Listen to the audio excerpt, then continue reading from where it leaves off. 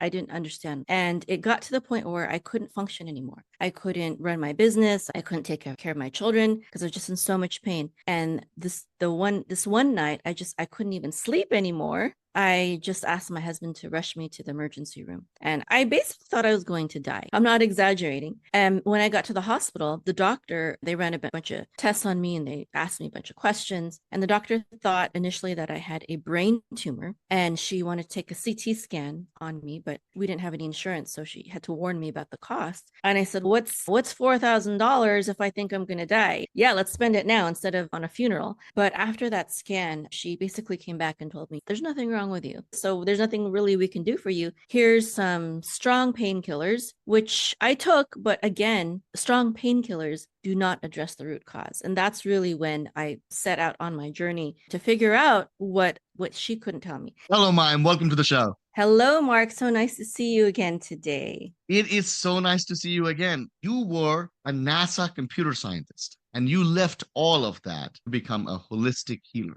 That just doesn't happen by accident. What was the pivotal moment that made you decide to take the path? Yes, absolutely. So it wasn't just from point A to point Z for sure. And there was something in between. So basically in 2003, I got married and had my first baby 9 months later. And then after that, I became an entrepreneur and I started a digital marketing business. And I was helping mostly Silicon Valley startup tech companies, cybersecurity, big data storage, networking, things like that, data packet inspection. It was an easy transition from NASA to tech companies. And so I did that. And I did around about 3 years into that journey. I started getting massive migraines, just massive pains. And I was taking the normal over-the-counter Tylenol, Advil, whatever my friends told me to take, whatever my neighbor told me to take for my pain. And it worked at first, but eventually it stopped working because these pharmaceutical drugs, they never address the root cause, right? They're only masking the symptoms while your body, if it's strong enough, your body is really what's making the symptoms going away. When you give it drugs, you're just tricking it into not feeling the pain, but it's your immune system, your inner healer that really heals you. But I didn't have in my body at that moment in time, I didn't have for my body to heal itself. I didn't understand. And it got to the point where I couldn't function anymore. I couldn't run my business. I couldn't I had 2 children already now by then, a 2-year-old and a newborn. I couldn't take care of my children because I was just in so much pain. And this one night, I couldn't even sleep anymore, which is not helpful. I just asked my husband to rush me to the emergency room. And I basically thought I was going to die. I had never experienced pain like that before. I'd given birth to 2 children naturally, and this pain was more painful than giving birth to 2 children without any drugs. It was very painful. I'm not exaggerating. And when I got to the hospital, the doctor, they ran a bunch of tests on me and they asked me a bunch of questions. And the doctor thought initially that I had a brain tumor and she wanted to take a CT scan on me, but we didn't have any insurance. So she had to warn me about the cost. And I said, what's $4,000 if I think I'm going to die? Yeah, let's spend it now instead of on a funeral.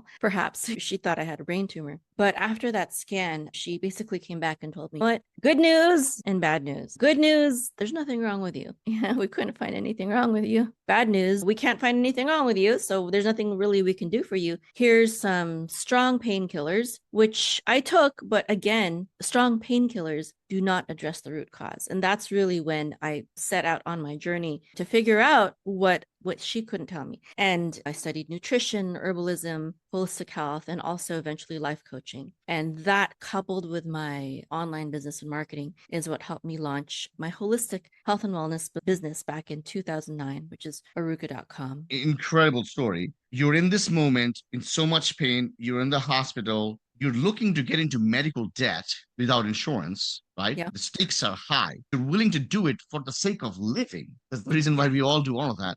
For the sake of being there for my children. Right? Because if I didn't have children, I was like, okay, whatever, take me. I have to live for, yeah. I hope that wouldn't be the case. That's why I have 7 of them now. 7 of them. I love it. But so that moment happened and I said, we can't find anything wrong with you. And in that moment, there's disappointment. But from that moment where there's disappointment to the energy and the strength and the resilience one needs to say, I'm going to find answers to myself to be able to start this holistic practice, to find your answers. It's about a little bit of the beginning of that.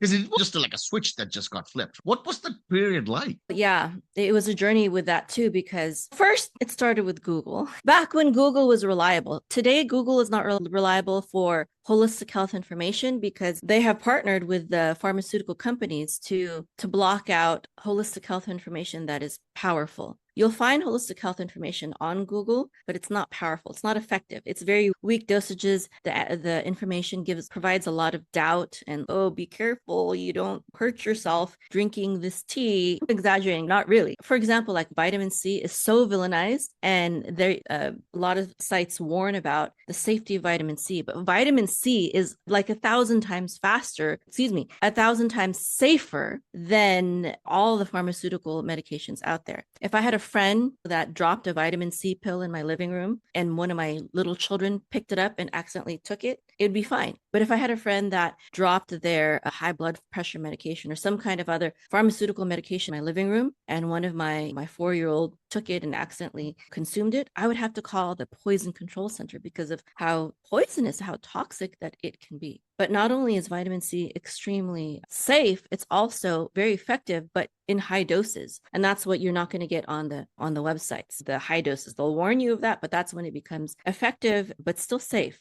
because your body has this natural mechanism of protecting itself from an overdose of vitamin C, which is to give you diarrhea. And diarrhea doesn't sound pleasant, but it is safer than the pharmaceutical medications. That is your body's natural safety method to expel natural things that are natural to your body. Even though vitamin C is technically man-made, but your body knows what to do with it because it's a substance that is natural to your body, even though it's man-made. Okay. So anyways, one of the very first things I found is this website. It said B12. B12 can help migraines, and this herb called feverfew. So I was like, might as well try it. So I took some B12. Immediately, my migraine went away. But it still wasn't the root cause, because it wasn't deep enough. I was getting closer and closer. So I would take the B12 whenever I got a migraine, and it helped, but it still didn't get rid of the migraine. And sometimes it only helped a little bit. So I knew that there had to be more.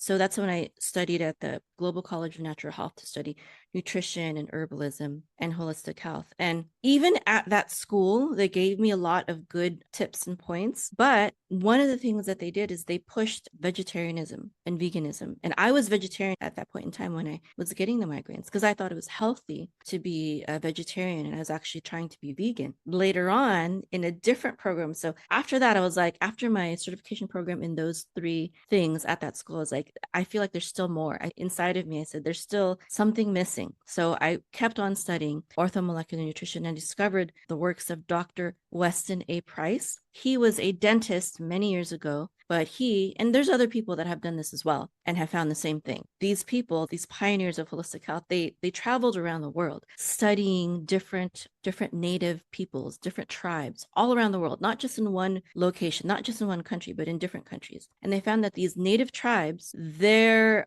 physique was very healthy. He was a dentist, also dentists are medical doctors, right? So he was a dentist. That was the kind of specialty he had as a doctor. And he found that these native peoples in these tribes, they had perfect teeth, no cavities, even though they didn't brush their teeth. He found that they were in excellent health, even when they became senior citizens. And I think we give that label to our elderly in our society because we notice a stark difference between the physical abilities when they get to that age. But in those native tribes, he found that when women were supposed to be menopausing and no longer able to have children, as in our Western society, he found that they were still healthy and able to conceive.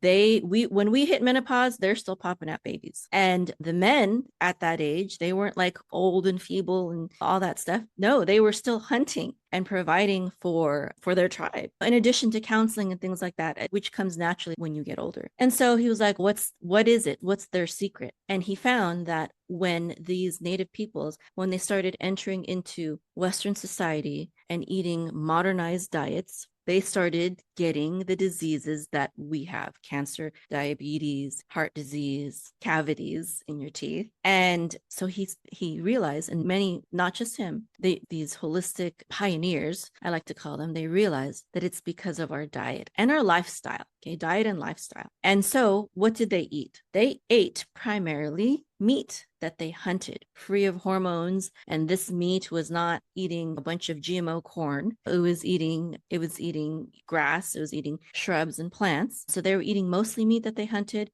fish that they fished, and a little bit of herbs and berries and vegetables and things like that that they foraged as they were hunting. And so it wasn't until much later in the evolution of humanity that we started giving up the hunter-gatherer lifestyle, and started planting and started eating lots of grains. And I'm not saying that grains are bad. We're omnivores. We're meant to eat everything. But what kind of grains are we eating? And also there is this big push to become vegetarian and vegan, which is not what we're designed to be. Okay. Vegetarians and vegans in nature, the kind of animals that are what's the word? Not carnivore, herbivore, right? Herbivores in nature, they have to eat all day long, and they're not eating grains all day long. They're eating grass all day long. We're not eating, the vegetarian and vegans today, they're not eating grass all day long. They're eating Beyond Burger, fake, impossible meat that is grown in a lab filled with GMO, blah, blah, blah, chemicals to keep it preserved forever and give us cancer. That's the kind of veganism that modern media is pushing. That is so toxic. That is so toxic for us. And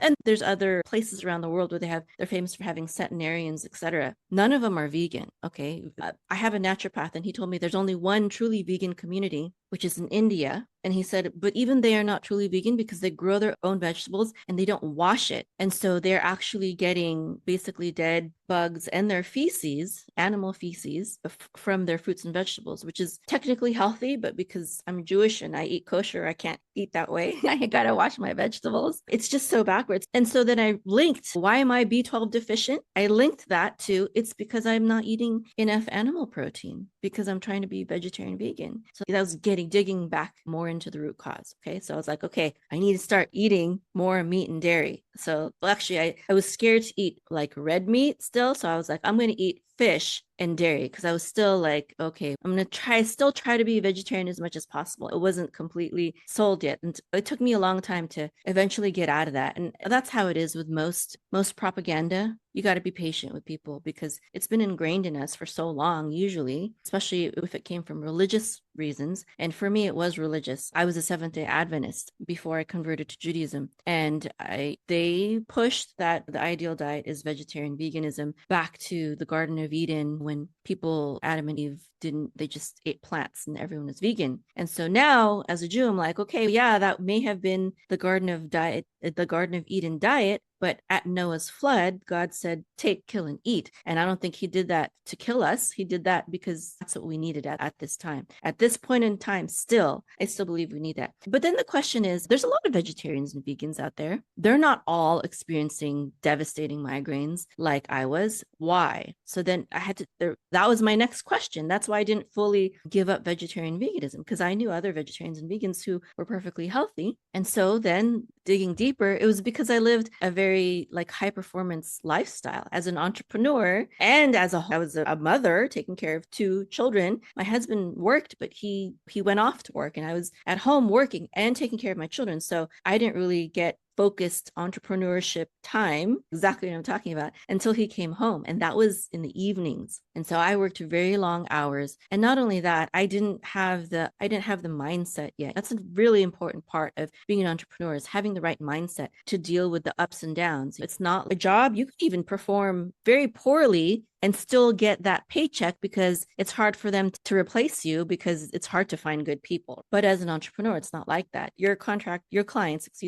can drop you at next month if you don't perform this month. Oftentimes, not always, but so I was always like, and I'm also a perfectionist. So that was also not healthy, just having to have everything perfect before I turned anything in or published anything or anything like that. So all those things I had to, and that's where the holistic life coaching came in. And it's an important part of healing, mindset and life coaching and things like that. So I think that's my full journey of how I got my whole method, the Aruka method. It includes nutrition, herbs, diet, lifestyle. and mindset. I always say this thing, suffering teaches us wisdom, the books just don't. And the depth of knowledge you have acquired through your journey, unfortunately, was all grounded in the pain that you experienced. And while that pain was debilitating, you have learned so much than somebody who would have just gone to a degree in the topic, right? So I always find that fascinating from people who have actually experienced the pain because they're speaking from real life experience. Let's go back to talking about Mayim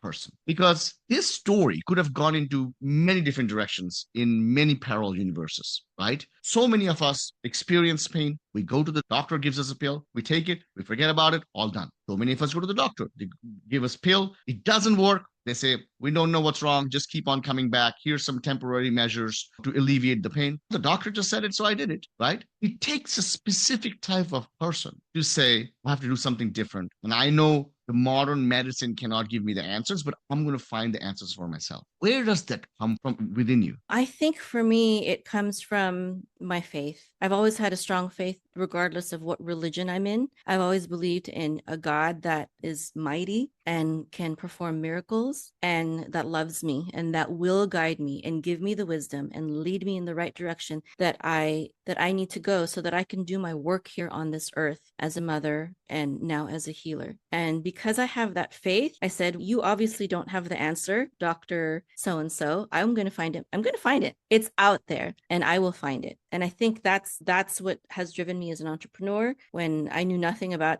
I didn't know any entrepreneurs. I was like, it can be done theoretically. I've heard it can be done. So if it can be done, I will do it. If it's possible to heal from migraines, and why shouldn't it be, I will do it. And I have students who, for example, in one of my students in the Aruka Holistic Healer Certification Program, when she first came, she told me that she always wanted to be a nutritionist, but life just had her on a different path and she couldn't do that. She got married and had different things and she had to make money. So she couldn't go to school to be a nutritionist.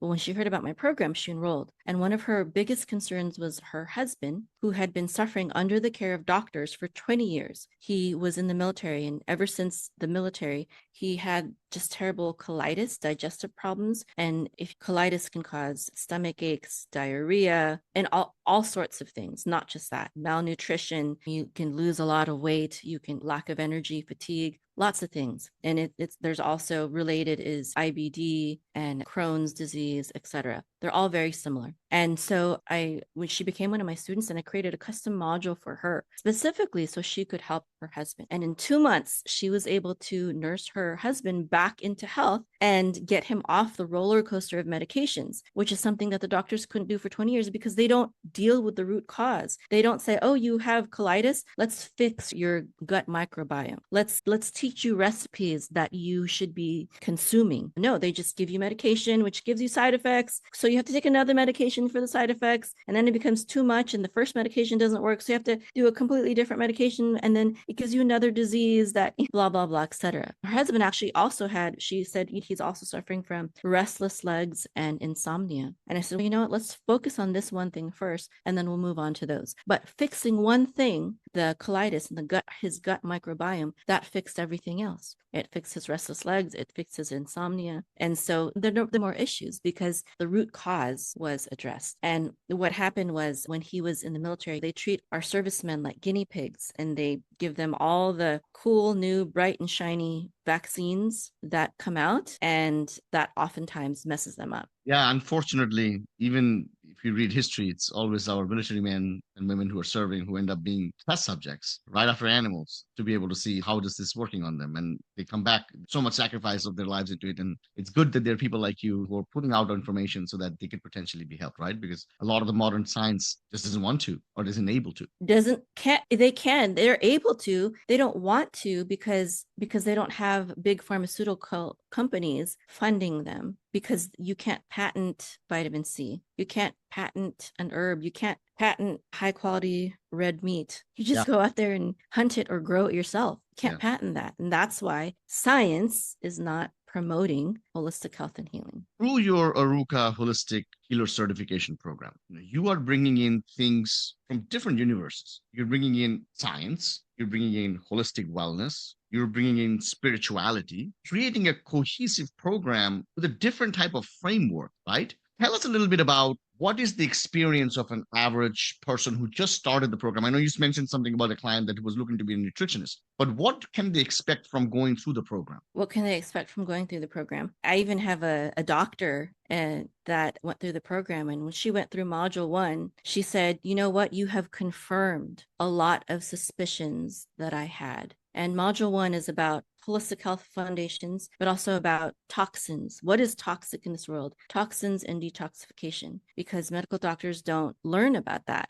And the information is out there. It's not like it's not out there, but who really takes the time to study the matter out? And that's one of the first things that they learn is they learn the basics of holistic health, which a lot of people know, but they're just like, how important is it? How important really is exercise or getting out into nature and getting sunshine? It is extremely important. It could be even a matter of life and death. Okay. It could be the root cause of a lot of these diseases that people are facing. It very most likely is, especially when it comes to exercising and vitamin D sunshine. And then when it comes to toxins and detoxification, modern media has been doing this for years. They used to tell us that DDT was good for you. They used to tell us that smoking was good for you. They would tell us that cannabis is bad for you when it's actually healing. It's like backwards. It's not what you hear on mainstream media, even from scientific journals. Like they would say, I don't know how sometimes that can be controversial. They'd say ivermectin is bad for you and the clot shot is good for you, things like that. And it's the opposite. It's like everything that we hear on mainstream media, we really have to question it, because I'd say maybe 95% of it is the opposite of the truth. And then the next module is about nutrition and orthomolecular nutrition. And probably everyone knows what nutrition is. It's about what is healthy to eat or not. And we're omnivores, like I said, so we can eat everything, but in what amount should we be eating everything? And the American food pyramid, that's ridiculous. That's propaganda as well. We should not be following that. Again, like I was stating earlier, we should be following something more like what our ancestors followed. And there's an argument. So there's an argument that goes around saying our ancestors didn't eat a lot of meat because it was very hard. If they killed an animal, they had to eat it quickly because there was no refrigeration, which means that they couldn't kill an animal very often or else the meat would go bad. The reason why that's false, that sounds logical, but you're assuming that people lived lives and had families like we do today, but that's not true. Our ancestors had tribal communities. So we knew our whole entire neighborhood, and we would slaughter an animal to eat it for the whole community, not just for ourselves. So they could slaughter one animal per day and eat meat every single day. And this is very similar to what these tribes did. And so I just wanted to say that because it's a very common myth. Okay, anyways, nutrition and also orthomolecular nutrition. Now that might not be a very familiar term for a lot of people. Another word for it is mega dose vitamin therapy. And I alluded to that earlier when I was talking about vitamin C in high doses, right? I discovered after my first school, I discovered the works of Dr. Andrew Saul. He's not a medical doctor. He's a scientist. He's a scientist and a researcher. That's his doctorate degree. But he studied the works of Dr. Linus Pauling. And he was a medical doctor. Linus Pauling was a medical doctor, but he was also a 2-time Nobel Prize winner. And a lot of people don't know about him, but he is an amazing healer. And he basically pioneered the field of orthomolecular nutrition. And he was one of the people that discovered that vitamin C can help with cancer in high doses, that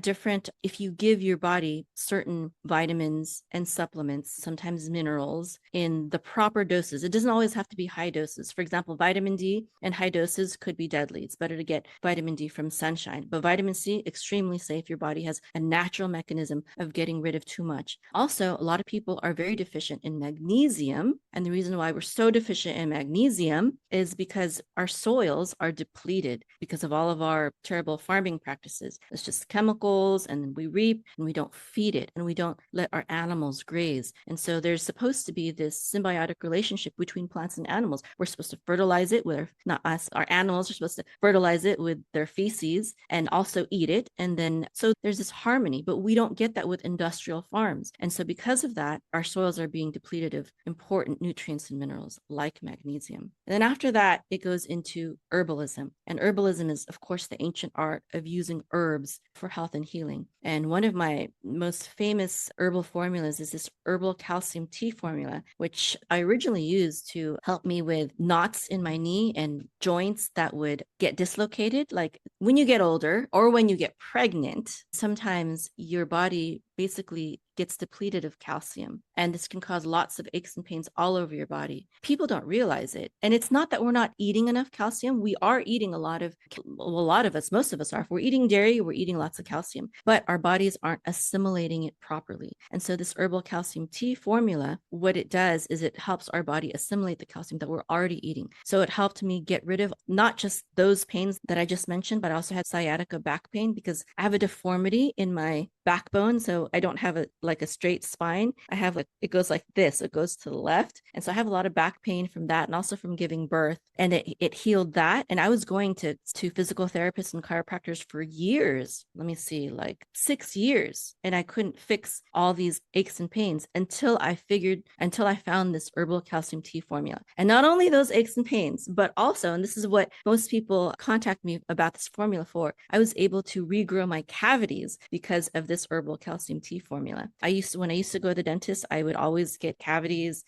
They'd always say, you need to brush better, you need to floss better. Now I would also have bleeding gums almost every single day. My gums would start bleeding when I brushed my teeth or whatever. Sometimes I would just be sitting there and my gums would just start bleeding. They're like, oh, you just need to floss more. Whatever, this is ridiculous. No, I don't. And then I found this herbal calcium tea formula. And when my teacher who taught me this formula, his name is Master Herbalist John R. Christopher, he said that when his students started drinking this formula, that sometimes their fillings in their cavities started popping out because their cavities would start regrowing. I was like, oh, that's interesting. So I started drinking it, and that's exactly what happened to my teeth. Some of my fillings started popping out, and so I was like, okay, what's happening to me? And my teeth feel stronger, and my bleeding gums stopped. And so I was like, I'm just going to try this out. I didn't go to the dentist for 10 years. I don't recommend that, but I'm just telling you my personal experiment. I didn't go to the dentist for 10 years. Then when I finally went to the dentist, and mind you, I said that usually when I go to the dentist, they're always like, oh, you don't brush your teeth enough. You have cavities every single time. But after 10 years, I went back to the dentist. He said, no, you have no cavities. I was like, wow, I haven't been to the dentist I stopped flossing. In that 10 years, I stopped flossing. I was like, I do not need to floss anymore. My teeth feel better than ever. I stopped flossing.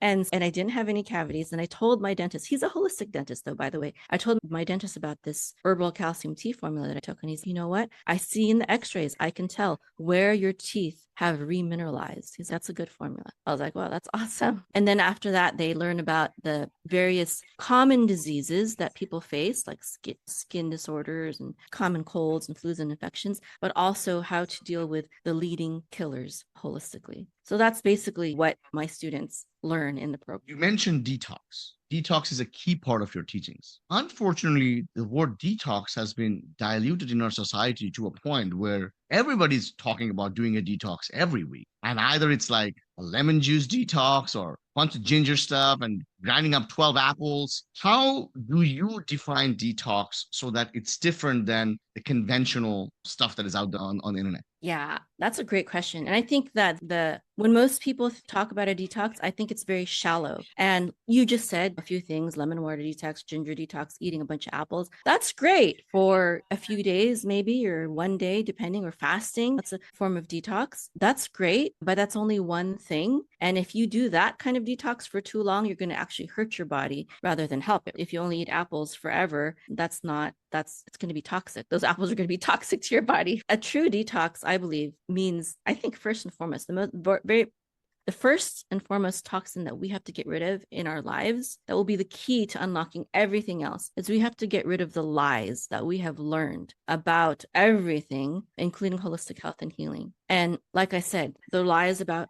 pharmaceuticals, the lies about our bodies and how wonderfully designed they are to heal themselves, the lies about diet, like sure, lemon water detox, that'll be great for a while, but what does your body actually need? Sometimes any kind of detox like that, like just even fasting with just water, it will help you because you're just giving your body a break from working from all the toxic food that you're eating. So what I have a detox formula that I'm creating and a book that I'm about to publish called Do This, Detox That. And it goes into environmental toxins like EMFs, like toxins in our water, EMFs like the airwaves. Where do we live? Are we close to a cell phone tower? How do we use our electronics? Do we adequately shield ourselves from these harmful EMF technologies at night so that our bodies can get a rest from it? The kind of cleaners that we use to clean our clothes, to clean our house, things like that. There's all kinds of toxins there. Those are environmental toxins. Then, of course, there's all the food toxins, all the hormones, all the pesticides, all the GMO that is unnatural, and even bugs and animals don't want to eat the GMO food. These are toxic, right? And then I go into different types of detoxes too. I cover 3 very powerful ones. One is with iodine. Iodine is a very powerful one. It's very cheap also. And most people are also deficient in iodine today because they've harmful chemicals such as bromide in a lot of things. In our bread, there's bromide in our bread to make it softer and toxic. And there's also bromide in all of our, in a lot of materials that we use, like our rugs, our clothes, our car seats, to make it inflammable, to make it flame retardant so that it doesn't catch on fire easily. But when we get in contact with this bromide, these chemicals in our environment, it depletes our iodine. And a lot of people, when they start supplementing with iodine, and this is actually a very controversial thing as well, there's a lot of research on it. And there's a lot of doctors that also follow this, even though it's not mainstream. They experience more energy, they experience more mental clarity, focus, better sleep, better thyroid hormonal balance, all sorts of things. And then I also go into the classic herbal detox, which is which herbs are good, including the lemon water, including the ginger, and also other herbs that are good for. First, I think one of the first things that people need to detox from, or the kind of detox that people need to do, is their colon, because most people's colons are just so toxic with all the poisonous food that they've been eating, and it's built up. And if you're not having at least 1 bowel movement a day, it really should be as many bowel movements as you eat. That would be the most natural. Like according to tribal peoples, they will have a bowel movement for every meal that they eat. And they're not snacking all day long like we do. They're like eating like 2 maybe good meals per day or something like that. Having appropriate bowel movement. And one of my herbalist teachers, Richard Schultz, he used to say that disease begins in the colon. And that's really true, because if your colon is not healthy, you're not absorbing the nutrients that you need, and you're also filled up with lots of toxins. And then I also go into another detox, which maybe really sounds strange to a lot of people, which is the carnivore diet. And that means only eating meat, basically like red meat, chicken, eggs, fowl, broth, lots of bone broth, for a period of time. I also don't recommend that long term. We're meant to be omnivores, but that can also bring a lot of healing to people with especially autoimmune disorders. When people talk about a detox, they don't normally think about detoxing from plants and eating only animals, but it all depends on what does your body need. You can't just follow the latest fad. The latest fad might be completely bad for your body. There's some people who have an overload of certain types of vegetables, and it's those vegetables that are hurting them, giving them pain, and maybe even about to kill them. And then the next part of the program in the book is about lifestyle, detoxing from poisonous lifestyles, which includes sitting all the time and not exercising. And then also mindset. And that's so important, making sure that you have a healthy mindset, that you're in healthy relationships, work relationships, personal relationships, religious communities. It doesn't matter. You need to be in a place that is supportive for your health and being, not tearing down. That is also an important toxin to get rid of. So this is what I believe a true detox program should encompass, all of these facets. Otherwise, it's just one-dimensional, shallow, and you're going to think, oh, this is stupid. Detox is stupid. Well, that's because you're not really, truly, fully detoxing. I love it. I love it. You're a mom of 7. You're an entrepreneur. How do you balance family life, homeschooling, running a business? What advice do you have for other parents who are trying to do the same? Google Calendar. Also taking inventory. So I have a Google Calendar task list, and then I also schedule an appointments. So the task list it doesn't have to be done at a certain time, but I do prioritize. Like this, usually I'll get to like the first 2 to 3 tasks on my task list each day, and then the appointments will go in the Google Calendar. And so that's really how I organize my day. And also I homeschool, and me and my children, we are all in the same room. Like I'm here, and then I have 2 desks there, 2 desks there, and 2 computers over there. We're all in the same room together so I can monitor them. The biggest task in homeschooling, there's so many resources out there. Once you teach your child how to read, they're really very self-sufficient, because there's all kinds of books and videos and things like that they can leverage, which, like, I'm not going to be the best history teacher. There's smarter history teachers on YouTube. So I'll seek out the best in each industry and say, listen to this.